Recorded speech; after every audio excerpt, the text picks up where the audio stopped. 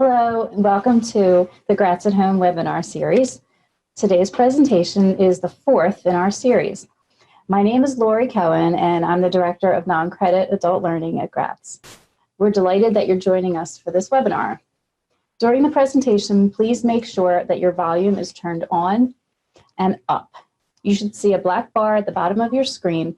If you click on the chat button on that bar, you'll be able to type in questions or comments. I'll see your questions and I'll be able to ask Dr. Davis those questions at the end of his presentation. You can also adjust the size of your screen. Now, it's my pleasure to introduce Dr. Joseph Davis.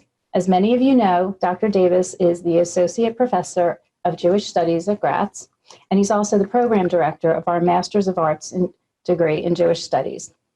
Dr. Davis will be speaking about Bible literalism. Welcome, Dr. Davis.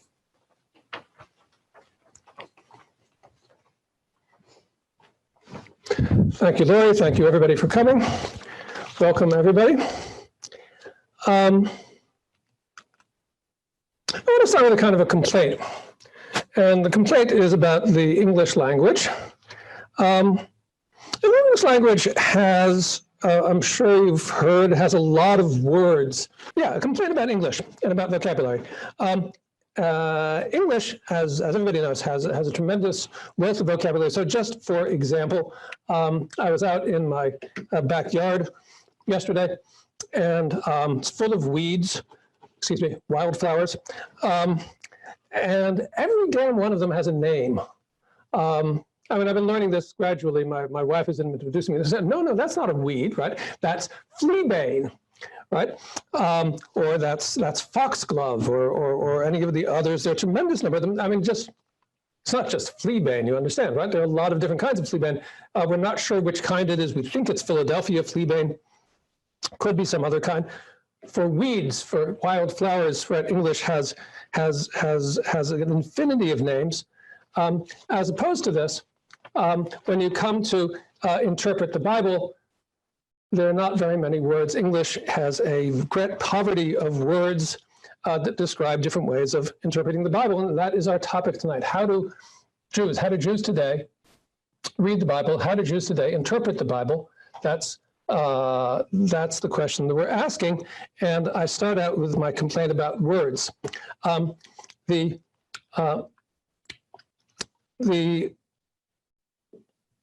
The answer that I get most often from students when I ask them this, and I often ask them this at the beginning of the semester, how do you interpret the Bible? I say to the students, and some of the students have thought actually a lot about this over many years, how they interpret the Bible. Some of the students haven't. Both groups, right, the groups who have thought a lot about it and the groups who have practically never thought about it at all, give the same answer. It's the most popular answer by far. It's almost the only answer that anyone gives, which is we interpret the Bible not literally. I interpret the Bible not literally. That's the usual answer, and that's fine. I mean, that's great. Judaism has an enormous, rich tradition, long tradition of non-literalism and anti-literalism. For example, Moses Maimonides wrote a whole book. He wrote his whole guide, the Guide of the Perplexed, as an attack on literal interpretation of the Bible and a criticism of that. And so it's not that I have anything against non-literal interpretation. No. That's fine. My complaint, as I say, is about English, because, of course, non-literalism just says what you're not doing, that you're not interpreting it literally. Well, that's, which is fine. You don't have to interpret it literally. There are lots of ways to interpret it. But it doesn't say what you are doing. And it's a little bit like, I also ask them where they're from. So they're from different places. I teach online, and the students are from California, and they're from New York, and some are from New Jersey, and some of them from Florida. It would be as if that they answered, I'm from non-Minnesota, which tells me, okay, they're not from Minnesota, but it doesn't really tell me where they are from. Actually, sometimes students do this. Actually, they say, I'm not from Pennsylvania, or I'm not from Philadelphia, because I'm in Philadelphia, Gratz is in Philadelphia, and then they're from the great part of the world, which is called not Philadelphia. So non-literal is sort of like that, I think. And so my task that I've set myself here today is to ask, right, how do Jews today how do they interpret the Bible? Okay, it's not literal, but what is it? And we're going to try to think of some words that describe what it is and not just what it isn't. Yes, the only famous way to interpret texts is literalism. This is the thing. This is why people say this, right? Why do they say, I don't do it literally? It's because literalism is practically the only one that's famous at all, or that anyone has ever heard of at all. The other is, I mean, if you're a professor who studies this thing, you can find the names for Philadelphia flea bane, for all of the different kinds of interpretation in the world. But if you're not, then really literalism is probably the only one you heard about, and you probably heard about it when you were very young, is the other thing, right? You learned about it before you were in high school.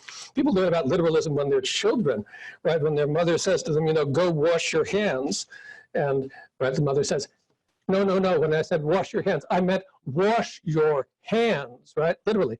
And then, if they, then again, some of you probably know the book Amelia Bedelia, which is all about literalism.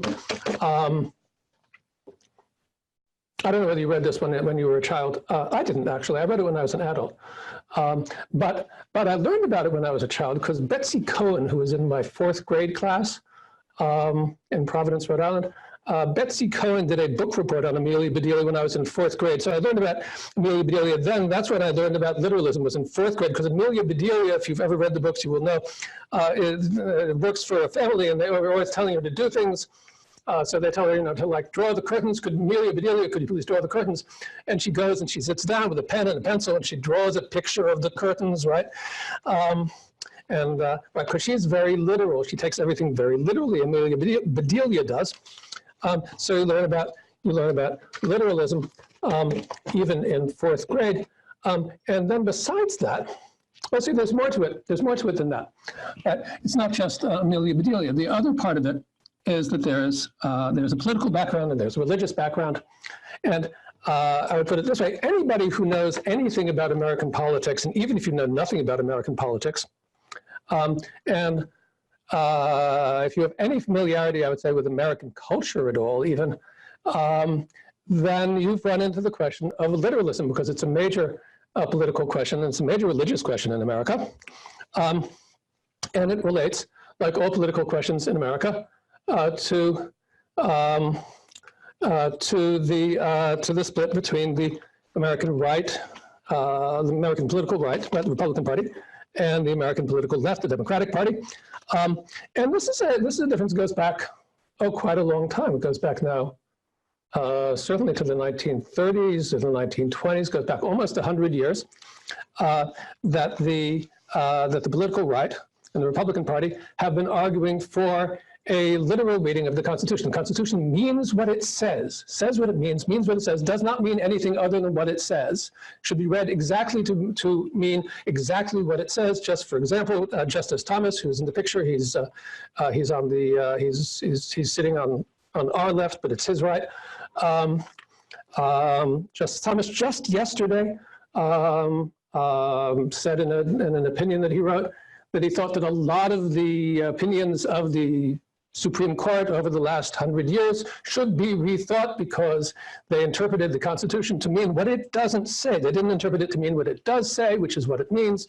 They interpreted it in some other way, said Justice Thomas. And again, this has been the tune of the American right wing for really 100 years. And going back even long before that, this was more or less the tune of the Protestant Reformation, namely that the Bible, not the Constitution, but the Bible, Christian Bible, should be read to mean exactly what it says, should be read literally, right? It means what it says what it means, it doesn't mean anything else.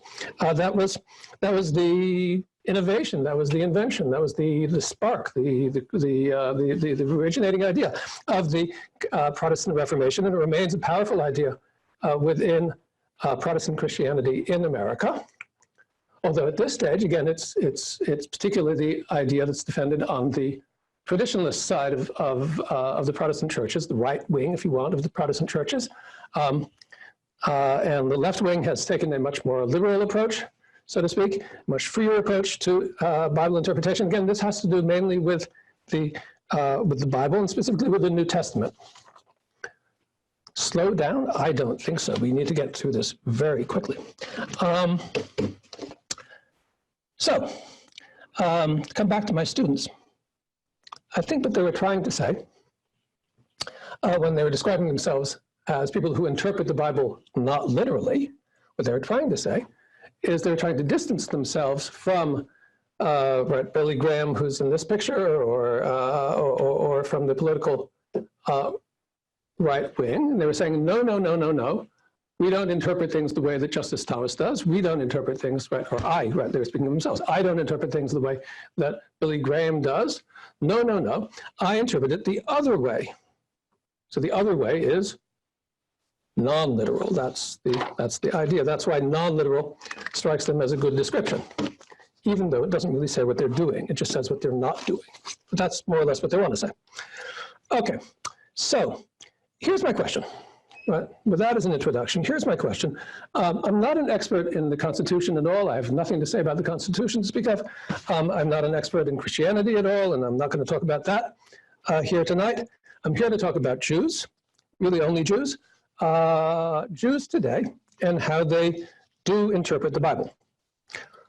And the question is this. The question is whether the same right-left split kind of applies to the Jewish community as well. And you say that the kind of the right-leaning Jews, they're the literalist ones. They're the ones who interpret the Bible literally. And then the progressive Jews, you know, who the ones who like Ruth Bader Ginsburg and the ones who don't like Billy Graham, whether they interpret the Bible non-literally. Is that how it is?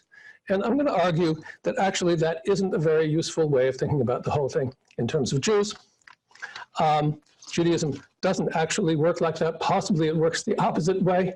Or at the very least, I would say that I think, again, the best way of thinking about this is that Jews don't interpret the Bible literally at all. There isn't any group of Jews who interpret the Bible literally. There's no major group of Jews. There may be Jewish individuals, you know, I've learned over years of teaching never to say there are no Jews who do something like this. Somewhere out there in, in the great world, there's probably some Jew who interprets the Bible literally, sure. But there isn't any group of Jews that do it, as far as I know. There are major groups, certainly not Orthodox Jews. And that's kind of one of my points. Orthodox Jews are not Bible literalists. And I'm going to take a few minutes just to explain that they're not literalists, and also to explain again how they do interpret the Bible. So if they're not literalists, what are they? And the answer is, or how do they interpret the Bible? And the answer is they interpret the Bible midrashically. They use midrash. Midrash is a word that, again, many of my students, well, they learn it by the end of my class, although they don't always come in knowing it. Many of you probably do know the word, and it's used in different kinds of ways. It has several different meanings. The meaning that I'm using here, what I mean by it, when I say that Orthodox Jews interpret the Bible midrashically, what I mean by it is the interpretation of the Bible that was given by the ancient rabbis, the rabbis in the time more or less of the Roman Empire, the time of the Talmud, that are recorded in the book, the Talmud, famous book. Those interpretations are at the basis of Orthodox Judaism, and really, I would say that if you want one word to describe how Orthodox Jews interpret the Bible, the word is midrash. The word is midrashically. Now, having said that, I have to admit. There's a good deal of orthodoxy that seems very literal. I mean, the reason that people sometimes think this is because there's sort of a lot of evidence that the Jews do interpret the Bible quite literally. I mean, tefillin. Now let's go back to my picture of a guy with tefillin. Here he is. Right, this is an Orthodox Jew. He's wearing tefillin. That's the big box on the top of his head, the sort of black box on the top of his head, and then he's got two leather straps that are coming down. And you can kind of barely see that he's got on his left arm. He's got also some black some leather bands that are wrapped around. You can't really see his arm, but you can see his head well enough. The thing on the top of his head, that's tefillin. And the reason he's wearing that, why is he wearing that, is because it says so in the Bible, right? And it's in Deuteronomy, it's in the Devarim, and it says, right, you shall wear them for a sign upon your arms and as frontlets between your eyes. And so there he is, and he's wearing the thing which he would regard as a frontlet, whatever that is. It's tefillin. He's wearing it. But the thing is that he's not wearing it between his eyes. If you ask him, is that between your eyes? Then if he knows, he will answer, no, no, no. He's not allowed to wear it between his eyes. Right? If between his eyes would be like bachelora on his forehead, right? Right. And this is actually a thing in Orthodox Judaism. You're not allowed to wear it way down here. You have to wear it up. You have to wear it up here. He has to put his hat way back. His hat can barely stay on with his tefillin on like that. He has to move his hat backwards, wear it up here above the hairline. Why? Because when it says between your eyes, it means not between your eyes, it means way up on your forehead. That's how it's interpreted in Judaism. That is how the rabbis interpret it. They're very particular about this. Between your eyes is not literal. Wearing it is literal, right? You're supposed to literally wear it, but not literally between your eyes, because Midrash is not literal in that kind of way.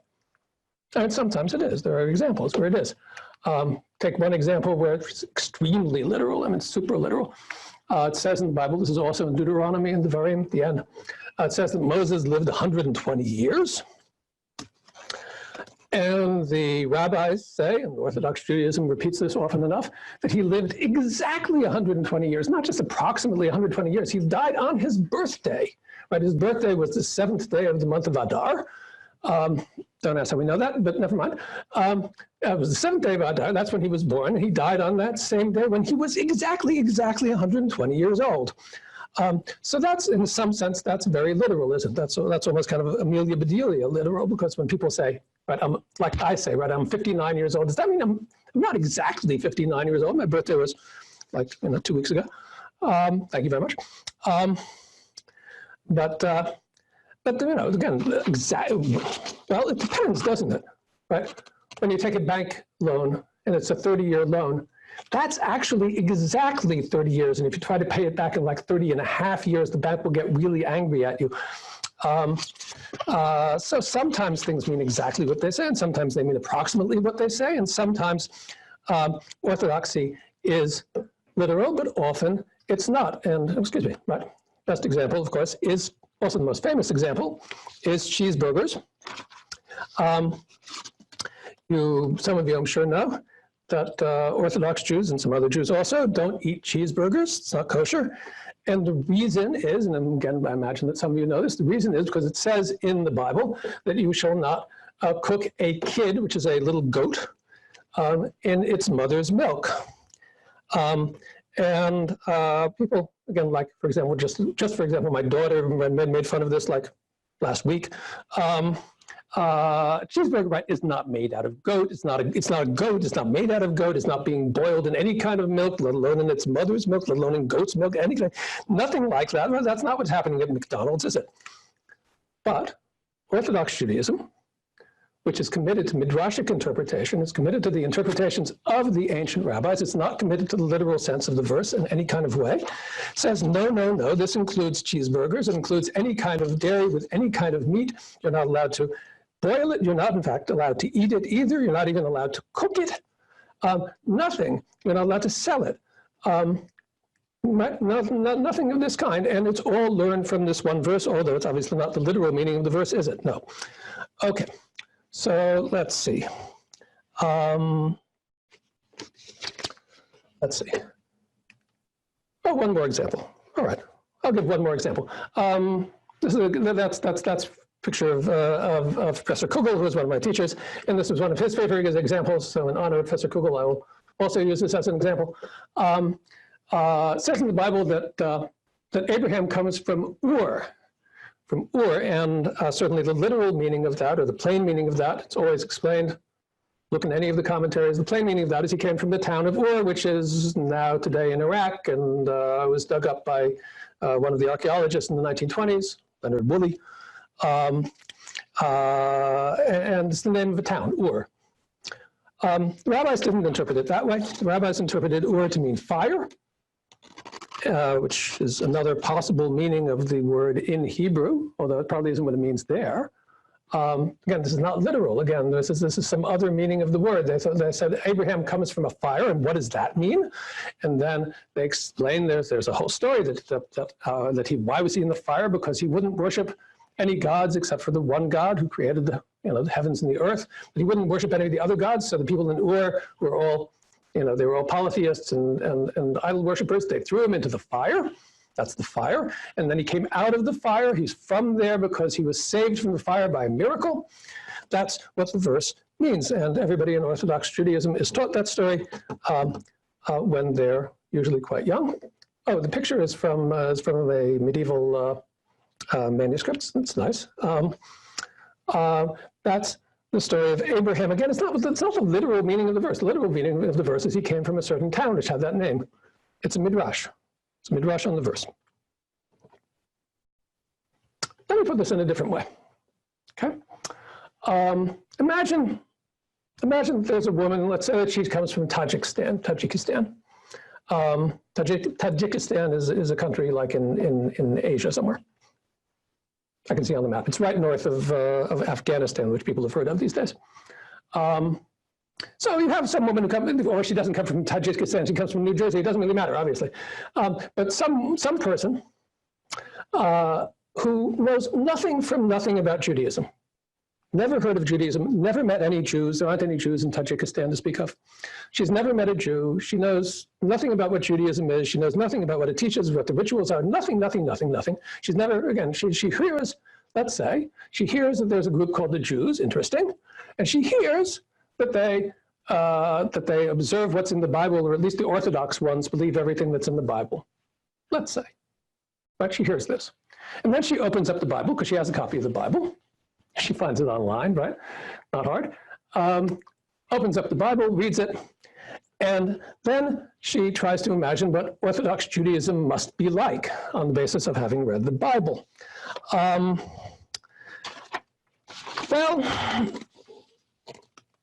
it's not going to resemble Orthodox Judaism very much. And when she gets to Brooklyn and she visits Williamsburg or Crown Heights and she runs into the Orthodox Jews, or in Israel, she's going to be very, very surprised, because there they are, they're praying 3 times a day. And she says, oh, that's very nice. Yes, in the Bible they're in favor of prayer. That seems good.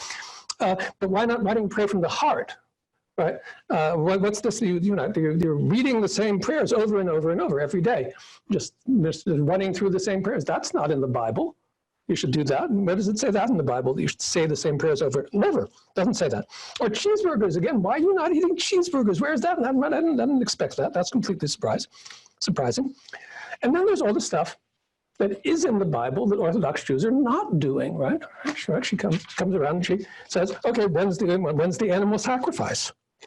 And you say, oh, sorry, there aren't any animal sacrifices. We don't do that. She said, I thought you did everything in the Bible. Don't you read? Aren't you the literal Bible readers? This is the thing. Orthodox Jews are not literal Bible readers. Or again, what's the thing with the black hats? Why all the black hats? Where is this from the Bible? Where in the Bible does it say black hats? Where in the Bible does it say no cheeseburgers? Where in the Bible does it say anything about Orthodox Judaism at all? Why aren't you doing any of the things that it does say in the Bible? Why are you doing all the things that it doesn't say in the Bible? People have been asking this about Orthodox Judaism since the thing started, and the answer has been always the same, that we interpret the Bible not to mean what it literally says, but to mean what the ancient rabbis say that it means. Black hats are based on a passage in the Bible, in the Talmud, which in turn interprets a passage in the Bible. As are prayers 3 times a day, as are all of these other things. Okay, so let's see. So it's now 8:25, so it's time to move to my second word. That was midrash. My other word is skepticism. That's Orthodox Jews. But again, I'm not only talking about Orthodox Jews. The question is how Jews today read the Bible. Most Jews in America are not Orthodox. Only a small minority are Orthodox. How do all the other American Jews read the Bible? Well, the answer is, of course, again, there are lots of different American Jews and they read it in all kinds of different ways. But if we're speaking kind of about the majority, right, what's the most common way of reading the Bible among American Jews if you're not Orthodox? And I would say the most common approach to take is just to give it one word. Right, my other word was midrash, and my other word, my second word is skepticism. They read it skeptically. They read it skeptically. If there were an anthem for American Jews, so to speak, right? If we had not a national anthem, but an ethnic anthem or something like this, or at least an anthem that that explains how we read the Bible, it would be a famous song. Some of you probably know it, right? It ain't necessarily so. It's from. Some of you know the song, right? It ain't necessarily so. It ain't necessarily so, right? The things that you're liable to read in the Bible, it ain't necessarily so, right? It's from Porgy and Bess, actually. It was written by the Gershwins. George Gershwin, famous composer, wrote the song, and Ira Gershwin wrote the lyrics. Two Jewish guys in New York. Porgy and Bess is not about Jewish people. Porgy and Bess is about African Americans in the South. But they wrote the song, and it expresses, anyway, for better and worse, I think it expresses how American Jews today think about the Bible. And my mother liked this song a lot. My mother would sing this song. And she was actually a very Bible-y person, my mother. My mother read the whole Bible, which is actually quite uncommon among Jews. She had read the whole Bible, she studied the whole thing, and she liked this song a lot because, again, I think it expressed her attitude towards a lot of things. It ain't necessarily so, but particularly her attitude towards the Bible. And just to give, the example which is in the song, right? The song talks about Jonah, right? You'll have to suffer through my singing, right? Oh, Jonah, he lived in the whale, right? Oh, Jonah, he lived in the whale. What is it? He made his home in the fish's abdomen, right? Oh, Jonah, he lives in the whale. Okay, so famous story of Jonah and the whale. And if you approach this, as I think most American Jews do, you say, what does the story mean when it says that Jonah was swallowed? And it doesn't actually say whale, right? It says a big fish. What does it mean when it says that Jonah was swallowed by a fish? And the answer, it means that Jonah, he's a guy, right? He's the prophet. He's the main character of the story. He was swallowed by a fish. When it says swallowed, it means swallowed. When it says fish, it means fish or possibly whale, right? We can argue about whether a whale is a fish or not a fish. And it's an interesting question, but not one we're going to talk about too much. That's not really the issue here. The issue is whether it means what it means. And the answer is that they think that it does mean what it means, only it isn't true. But it isn't actually something that happened. Right? It's something that didn't happen, but it's in the Bible. That is what it means, and it isn't true. And again, I think when American Jews read the Bible, and they think of it, or just think about the Bible, whether or not they're reading it, the parts that they know about Adam and Eve, the Exodus, whatever it is, they think maybe it happened, maybe it didn't happen, parts of it might have happened, parts of it might have happened sort of, but not exactly the way it's written. Did the sea split like this, or maybe something else happened, but so it doesn't. But basically it means, right, when it says it split, it means it split. And then, did it happen? I don't know that it happened. Maybe it happened, maybe it didn't happen, right? It ain't necessarily so, is I think really the slogan here. Okay. Oops. Right, so right, that's all we have to say about fishes, is that a fish, right? In this view of things, when it says fish, it means fish. Or again, whale, big fish. Okay, so obviously there's a great deal more to say, but I want to leave time for questions. And let me try to pull this all together. I said that literalism is the only famous way of interpreting texts. I think that's true. Again, I think that the other ones are vastly less famous than literalism. If you went to high school, you might have learned about allegory, but basically nobody ever thinks about allegory, and almost nobody likes allegory. I've never had a student who said, oh, I like allegory. Never, not even one. Again, you learn about it, it's because of how it's taught in school, actually, is the reason. Anyway, allegory is a distant second, and behind that is all of the others, which you never learn about at all. So literalism is the one people know, and I think that in the interest of making things just a little bit more accurate and a little bit more complicated, giving a slightly more nuanced view, right? If that's your word, it's good knowing that literalism has two parts. It has two aspects. It's two things combined, right? It's like peanut butter and jelly sandwich, right? It has two parts. There's a peanut butter and the jelly, right? And one part of literalism, that's the part that I was talking about first, that's Amelia Bedelia, right? That's the part I was emphasizing at the beginning of the talk, is that the text means what it says and says what it means. And that's how you should interpret it. When I say wash your hands, I mean wash your hands, right? When I say 3 o'clock, I mean 3 o'clock. Right? When I say that Jonah was swallowed by a whale, I mean swallowed by a whale. That's one aspect. But the other aspect, which I haven't been emphasizing, but which you have to put in here, because it's crucial to the whole thing, is you have to believe that the thing is true, that the Bible is true. When somebody says, I believe, but I read the Bible literally, I understand the Bible literally, I interpret the Bible literally, what they mean is not just that the Bible says what it means, but also that the Bible is true, that they believe it. That's what literally means there. That's what Thomas is, Justice Thomas is saying about the Constitution. The Constitution is the law of the land, and it means what it says, and that should be the law. That's what he means. Should be the law. So if these are the two aspects, and I think that there are possibly some other aspects also, but let's just leave it at two. Again, literalism is possibly a slightly more complicated idea, even more complicated than that. Possibly we'll get into it in the questions if it comes up. Possibly not. Anyway, it certainly has these two aspects, right? You have to believe that it's true, and you have to think that it means what it says.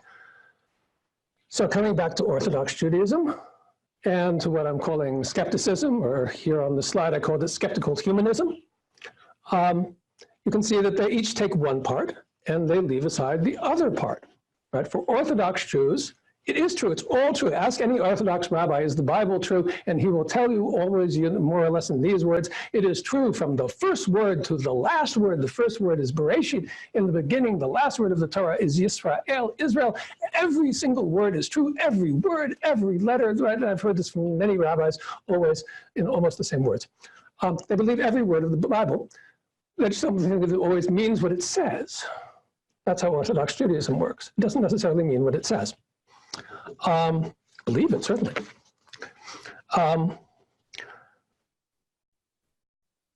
For the majority of American Jews, I think it works exactly the opposite way. That when they see things like, like their neighbors in black hats not eating cheeseburgers, they say, that is so silly, all right? Where does it say in the Bible that you shouldn't eat cheeseburgers? I know what it says. I looked it up. It says that you shouldn't boil goats in the milk of other goats. That's what it says. That's what it really means. That's what it really means. It really means what it really says. Again, is a perfectly normal way of reading texts. A perfectly appropriate way of reading texts.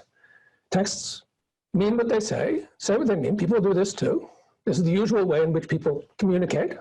When I send an email to somebody, what do I mean? I mean what I said. What do you think? What am I supposed to mean? Why should you do kind of, strange kind of interpretive games with what I said? I meant what I said. Again, this is perfectly normal, but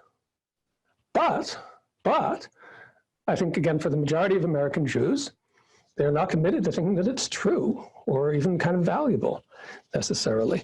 Perhaps valuable, but not, again, not true, not literally true. So in that sense, I think, right, we're all, so to speak, we're all living in non-Minnesota, right? We're all non-literalists, even though we interpret the Bible in very, very different ways. Right, all American Jews, there are lots of ways of interpreting the Bible among American Jews. I've tried making lists, honestly. I once made a list of 70 that I was using for my classes. For a while, 70 ways of reading the Bible. Then I thought of some more, and it got to be like 100 and 110, and it got sort of out of hand. And I cut it back, and currently I use a list of more or less like 50. Again, similar to non-Minnesota, right? There are 50 different states, and you can live in like Hawaii, you can live in California, you could live in Mississippi, you could live in Vermont. Those are all very, very different places.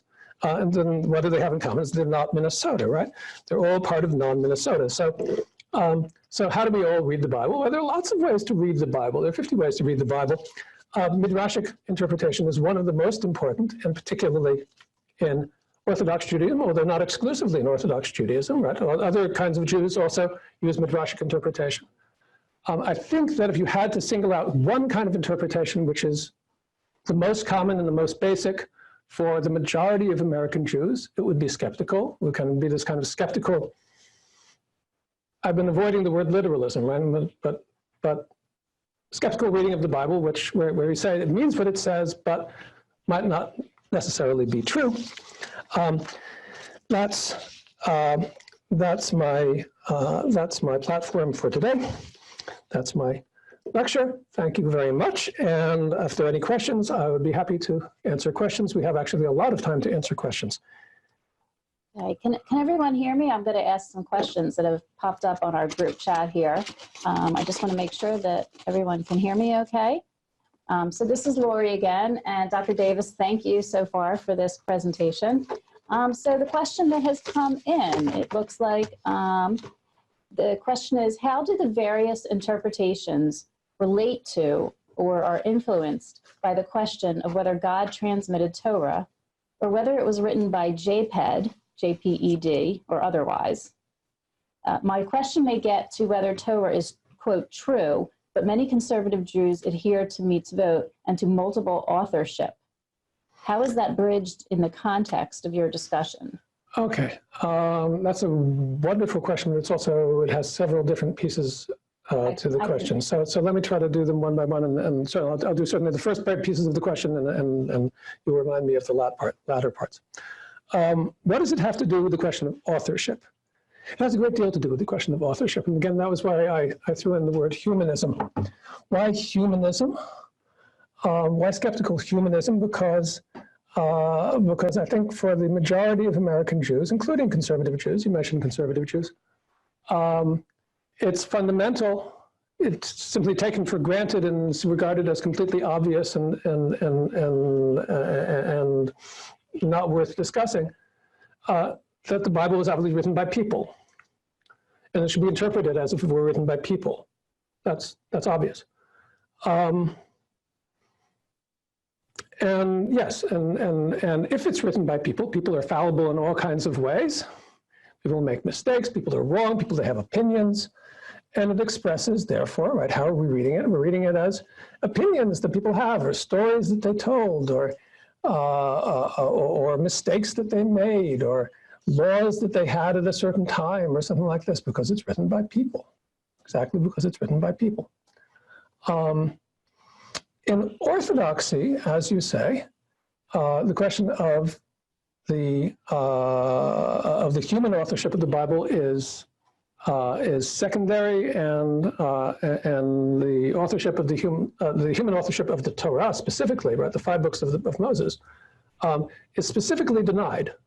But it's a dogma of Orthodoxy. It's a fundamental belief of Orthodoxy that Moses did not write the Torah. Moses took dictation from God.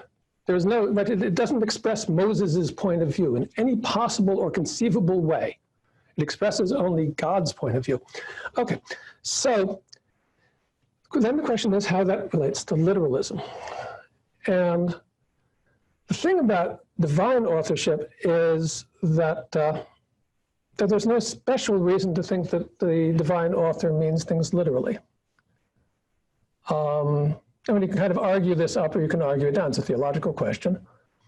But maybe when God writes things, he means them literally. And maybe when God writes things, I mean, he's not a person, right? How would one judge whether he means it literally or whether he doesn't mean it literally, right? You can, again, people who believe that God is the author of the Bible, Christians, Jews, Muslims who think that God is the author of the Quran, can use that as an argument for literalism, but also as an argument against literalism. Maimonides uses it as an argument against literalism, because God, the divine author, is very different from any possible human kind of author, and his sort of hermeneutical preferences are a little bit hard to determine.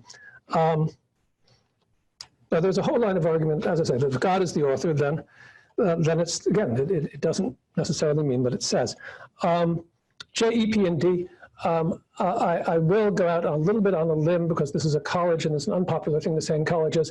I don't think that the Jewish community now or ever has cared about the authors J, E, P, or D. One knows so little about them. They play no role in any kind of Judaism that I'm aware of. There is no kind of Judaism that is based on the claim that J was a certain kind of person, a man, a woman, a prince, a prophet, a priest. No one cares who J was.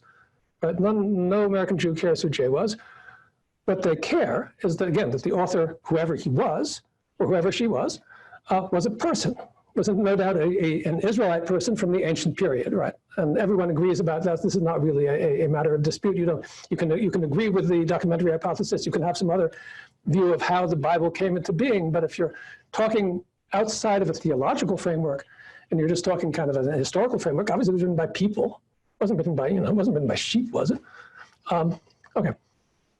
Next question. Great. All right. Thank you. That was from Jeff, that question. Thank you. Jeff, if Great question.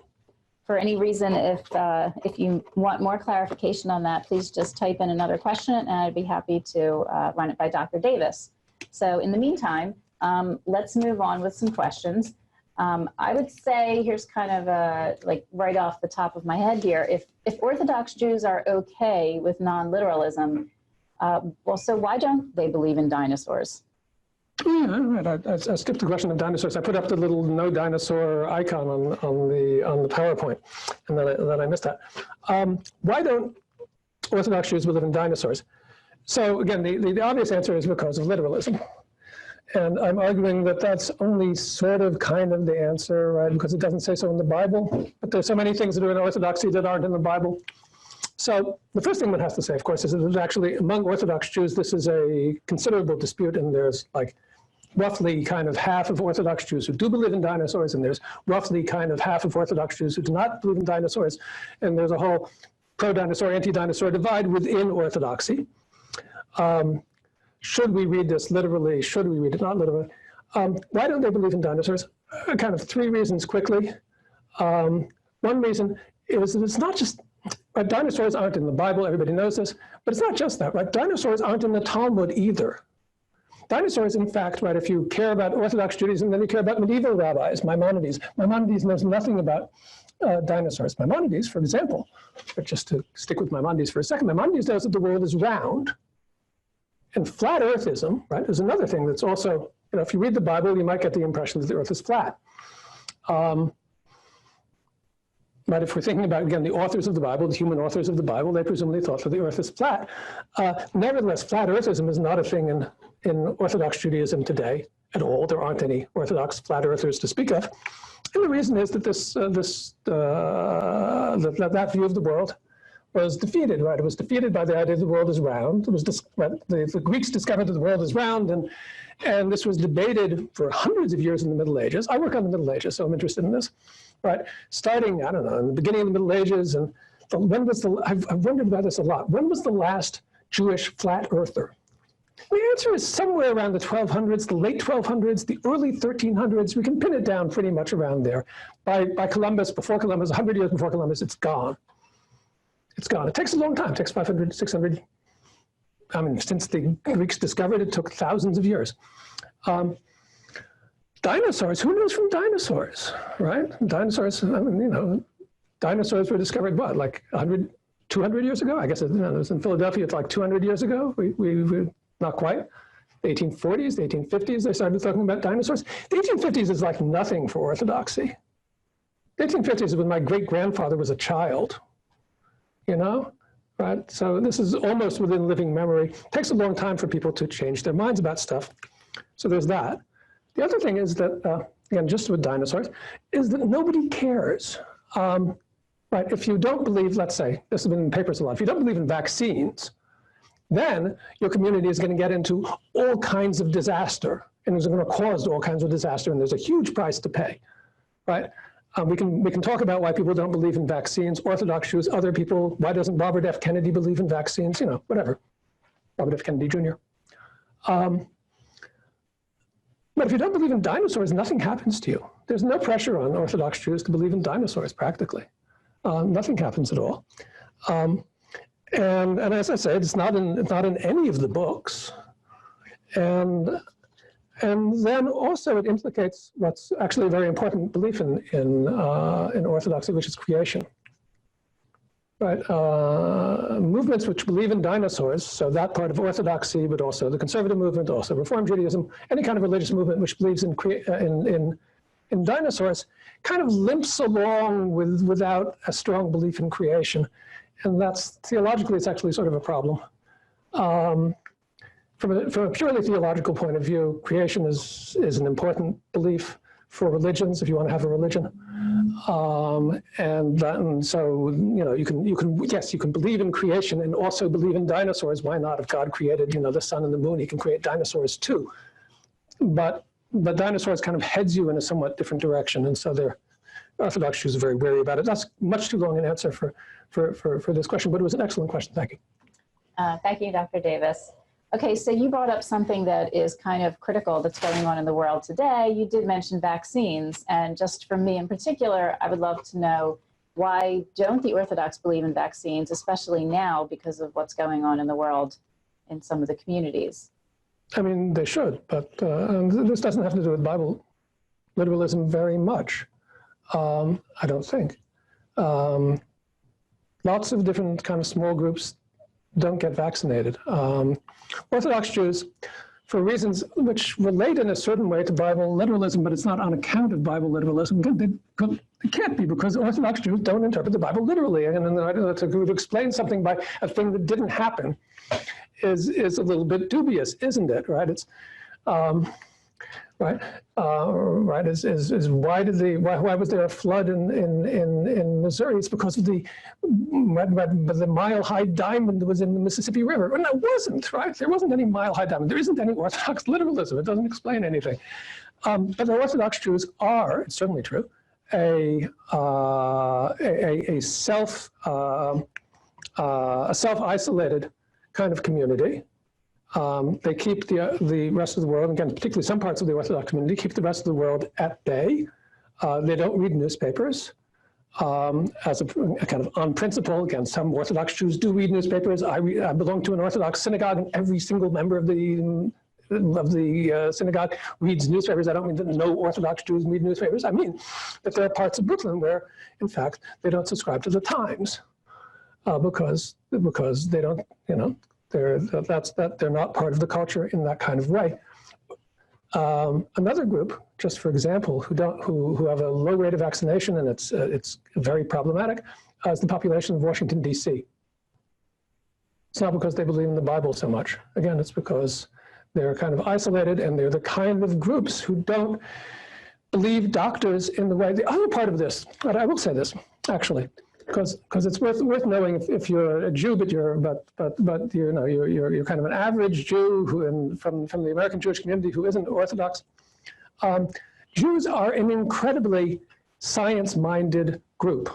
They really, really, really are. Compared to any other single group in the whole world, right? Jews are extremely science-minded and have a lot of doctors, as you might have heard, and the doctors have a lot of influence in the community, which is lovely, and that means that we all get vaccinated, which is great, which is how it should be. But there are, as I say, a lot of other communities where doctors don't have that kind of role, and where in fact they're very suspicious of doctors and suspicious of scientists and suspicious of all kinds of outsiders, and the Orthodox Jews are like that. Okay. Yes. Thank you. Thank you for your answer. Yes, yes. I do have a follow-up question from one of our viewers. And I'm not sure, it may have more than one part to it, so I'll take this slowly for you. Yeah. Please address the question of adherence to mitzvot among skepticism. What do you believe the influence is for that among non-Orthodox Jews who care deeply about mitzvot? Is that more of a 20th century or 21st century phenomenon? Then there's a little bit more to the question. What do you believe is the motivating or driving factor among non-Orthodox Jews who care about and observe Shabbat and Kashrut, etc.? Okay. Let me take the second part of the question first, and I'm going to flip them around. What's the motivating factor?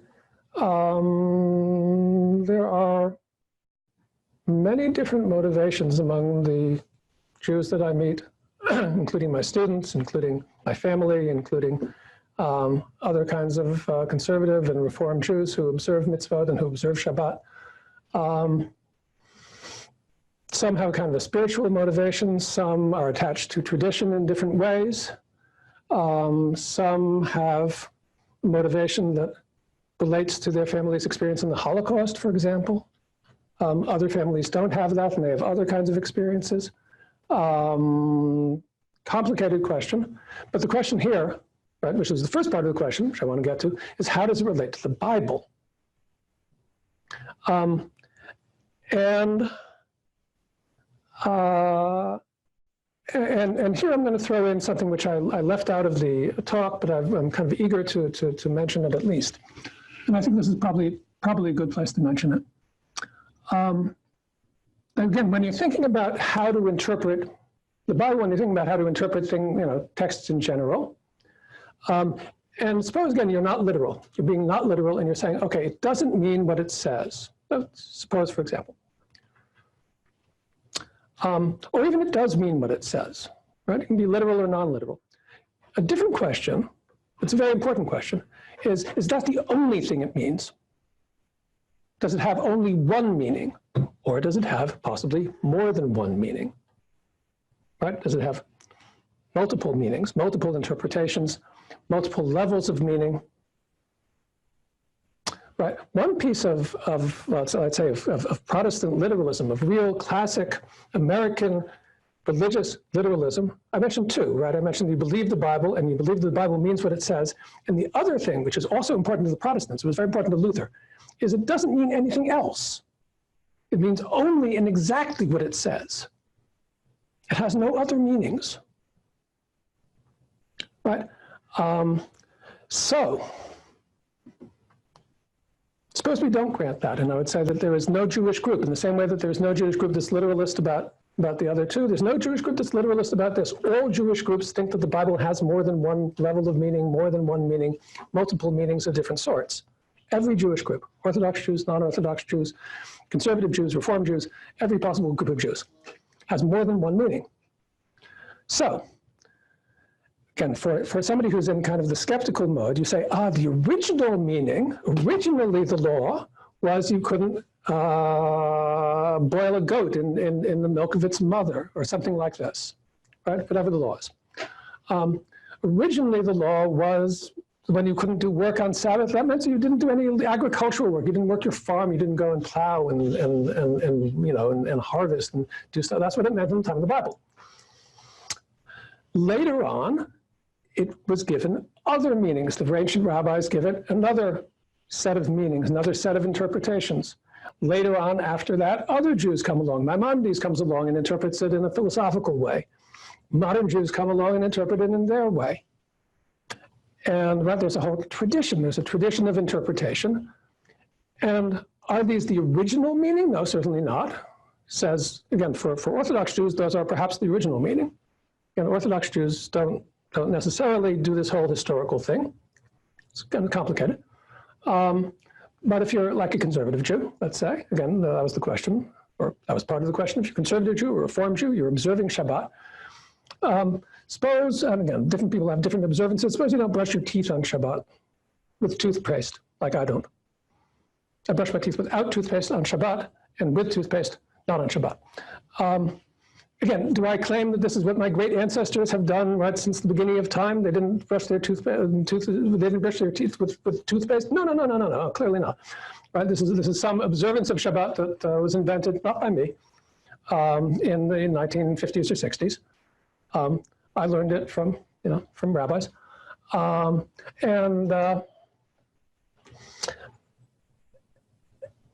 Is that what it means? Well, I think in some sense that's what it means now, right? I can't observe Shabbat by not plowing. I don't ever plow. Or by not harvesting. I don't ever harvest or sow plants. I mean, I let the fleabane grow, but that really doesn't count. How do I observe Shabbat? It's by it's by refraining from doing various modern things that my ancestors had no chance to do. And this, again, it's a reinterpretation or a reapplication. It's what the Bible means now, which is different, again, from me. I'm a historian. I'm a professional historian. It's different from what the Bible meant to the ancient rabbis, and it's different from what the Bible meant to the ancient Jews before the rabbis. But it has all of these meanings. It picks up meaning. It has levels of meaning, including the original meaning, but not limited to the original meaning. Anything else? No. Okay, no? Great. We have 5 more minutes or not? We've got another 3 or 4 minutes. Okay, So one more question. let's see if we can squeeze in one more question. Okay. And I'll let you know if we're running out of time. So earlier in your talk, you said that Orthodox Judaism is based on Midrash. Well, isn't all of Judaism based on Midrash? Reform Jews have theirs, and everybody, I think everybody does, conservative Jews and whomever. Yeah, so this gets back to, again, what a Midrash is, what we mean by Midrash. Midrash is used to, as I said during the lecture, Midrash is used to mean several different things. And sometimes Midrash is used in the Jewish community and by my students to mean roughly, again, all of these non-literal ways of reading the Bible. Any kind of non-literal way of reading the Bible is a sort of a Midrash. Or sometimes actually the students use it to mean just any kind of interpretation at all. I get students, oh, they say this all the time. Oh, we study translations. They say, translation is a kind of Midrash. Okay, well, translation might conceivably be a kind of Midrash. It's certainly a kind of interpretation. Again, if you just mean interpretation, then translation is absolutely a kind of interpretation. Translation, again, is the most literal of all possible types of interpretation, by and large. But it's personal in a kind of way, and one translator is going to translate it one way, and another translator translates it a different way, and you can call it a Midrash. And my students indeed do call it a Midrash, that it carries that meaning for them, any kind of Jewish interpretation, perhaps again, any interpretation of any kind, fan fiction, anything. I was using it in a different way. So in those terms, there's nothing special about Orthodox Judaism. Orthodox Judaism uses certain kinds of interpretation. And of my 50 kind of ways to read the Bible, Orthodox Judaism uses, I don't know, 5, 10.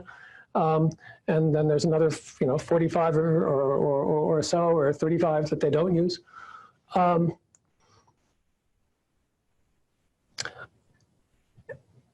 if we mean by it, ancient Midrash, and I don't have a better word for it, and again, I'm sorry that English doesn't have kind of more words for all of these things we need to describe. If we mean the ancient interpretations that are in the Talmud, those are in some fundamental way at the basis of Orthodox Judaism. Orthodox Judaism is based to a degree that I think people do not understand on the Talmud. And if you read the Talmud and you look, if you do like the woman in Tajikistan and she doesn't look at the Bible, but she looks at the Talmud instead, she says, aha, now I understand it, now I get it. That's what they're doing. The other groups of Jews have much more complicated relations to the Talmud and much more distant relations to the Talmud. The Talmud is not at the center of other groups of Jews, for other groups of Jews, in the same way that it is for Orthodox Jews, and that's kind of what I meant by it. So it's now 9 o'clock. Thank you very much. It's been a pleasure discussing this with you, and have a good night.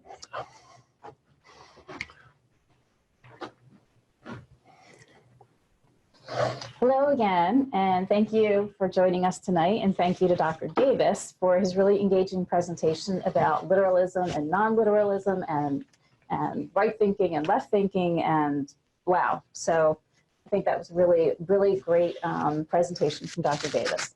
So those of you who are watching, you'll receive a link to this program in the next several days, and obviously if you haven't seen it tonight, you'll be able to view it then. Also, please join us next month on Wednesday, July 24th, when Dina Mabin, our Hebrew program director, will be offering another topic for us. Her topic is English past, present, and future in tense. And I'm going to read a few words about this particular presentation. The English language has changed considerably over the past 14 centuries. Just try reading Chaucer in the original, let alone Beowulf. In this webinar, our resident linguist will discuss some of the forces that cause languages to change and how these forces have shaped English historically. And we will then look at some of the changes that are currently underway, because as we know, all languages are constantly evolving and changing. Thank you, and we look forward to seeing you next time.